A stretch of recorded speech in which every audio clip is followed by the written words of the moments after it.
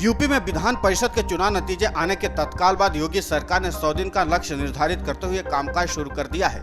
इसी कड़ी में मुख्यमंत्री योगी आदित्यनाथ की मौजूदगी में पूरे मंत्रिमंडल के सामने कृषि विभाग ने अपने अगले 100 दिन के कामकाज की तैयारियों का प्रस्तुतिकरण दिया। बाद में मुख्यमंत्री योगी आदित्यनाथ ने आवश्यक निर्देश भी दिए। मुख्यमंत्री ने कहा कि जनहित की योजनाओं के लिए धनराशि की कमी नहीं है, लेकिन वित्तीय संतुलन रखना बहुत जरूरी है। साथ ही मितव्ययता पर ध्यान दें। आने वाले मौसम को देखते हुए बाढ़ से संबंधित कार्य 15 जून तक पूर्ण कर लिए जाएं। पुराने तटबंधों की मरम्मत समय से करा ली जाए। प्रधानमंत्री के मार्गदर्शन में राज्य सरकार किसानों की आय में गुणात्मक वृद्धि के लिए संकल्पित है। अगले 5 साल के भीतर प्रदेश में ऐसा माहौल तैयार किया जाए जहां पर्यावरण संवेदनशील कृषि व्यवस्था, खाद्यान्न एवं पोषण की सुरक्षा हो। आधुनिक कृषि तकनीक एवं पारंपरिक कृषि विज्ञान का जरूरत के हिसाब से उपयोग किया जाना चाहिए। कृषि शिक्षा, कृषि अनुसंधान और कृषकोन्मुखी और जवाबदेह बनाया जाना चाहिए। प्रदेश की बढ़ती आबादी के लिए खाद्य तेलों की जरूरत के मुताबिक अभी केवल 30 से 35% उत्पादन हो रहा है, जबकि दलहन का उत्पादन 40 से 45% है। इसे मांग के हिसाब से उत्पादन तक लाने के लिए ठोस कार्य योजना बनाई जाए। तिलहन और दलहन उत्पादन को बढ़ाना ही लघु एवं सीमांत किसानों की भूमिका इसमें सबसे अहम रहेगी। हर कृषि विज्ञान केंद्र को सेंटर ऑफ एक्सीलेंस के रूप में विकसित करने के प्रयास हो। केवीके में इंफ्रास्ट्रक्चर पर्याप्त हो। हर सेंटर में प्रोसेसिंग यूनिट जरूरी हो। इससे किसानों को लाभ होगा। नहरों के टेल तक पानी पहुंच सके, इसके लिए ठोस प्रयास हो। फसल बीमा योजना के सर्वेक्षण को और सरल किया जाए। किसानों को इस संबंध में जागरूक भी किया जाए। गंगा नदी के किनारे 35 जनपदों में प्राकृतिक खेती की परियोजना को प्रोत्साहित किया जाए। विकास खंड स्तर पर 500 से 1000 हेक्टेयर क्षेत्रफल के क्लस्टर का गठन किया जाए। हर क्लस्टर में एक चैंपियन फार्मर, एक senior local resource person, 2 local resource person, 10 community resource person का चयन किया जाए। पीएम किसान योजना में नाम मिसमैच होने की समस्या थी, ऐसे में अभियान चलाकर डाटा सुधार किया जाए। पात्रों से वसूली भी की जाए।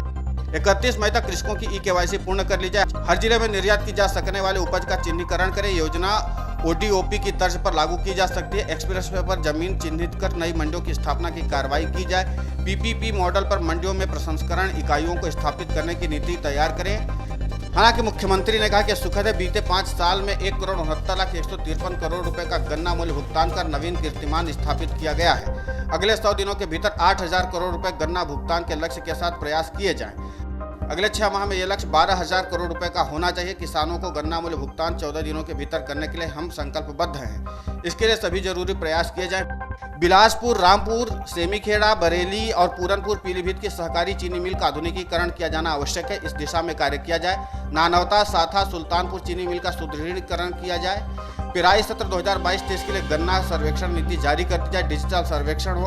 अगले 5 वर्ष में गन्ने की उत्पादकता वर्तमान में 81.5 हेक्टेयर से बढ़ाकर 84 टन प्रति हेक्टेयर करने के लक्ष्य के साथ कार्रवाई की जाए। उत्तर प्रदेश खाद्य प्रसंस्करण उद्योग नीति 2017 के अंतर्गत स्वीकृत इकाइयों का अनुदान अंतरण अगले 100 दिन में कर दिए जाएं। कौशाम्बी, चंदौली में इजराइल तकनीक पर आधारित centre of excellence for fruit and vegetable की स्थापना का काम शुरू किया जाए। पशु कल्याण, स्थिर पशुपालन को बढ़ावा देना संकल्पित किया जाए। अन्य पशुधन को उत्पाद प्राप्त करने के लिए उत्पादन एवं उत्पादकता की वृद्धि की जानी चाहिए। यह रोजगार सृजन और किसानों की आय की वृद्धि में भी सहायक है। गौवंश के संरक्षण के साथ केंद्र को स्वावलंबी बनाने के लिए अगले 100 दिनों में गौ अभयारण्य की स्थापना की जाए। अगले 100 दिन में 50,000 निराश्रित गौवंश को पंचायती राज एवं नगर विकास को समन्वय कर दिलाया जाए। 6 माह के भीतर 1 लाख निराश्रित गौवंश के लिए व्यवस्थित आश्रय स्थल तैयार कराए जाए। रेशम विभाग द्वारा कीट पालन गृह उपकरण और अन्य सहायता उपलब्ध कराते हुए किसानों की आय में बढ़ोतरी के प्रयास हो।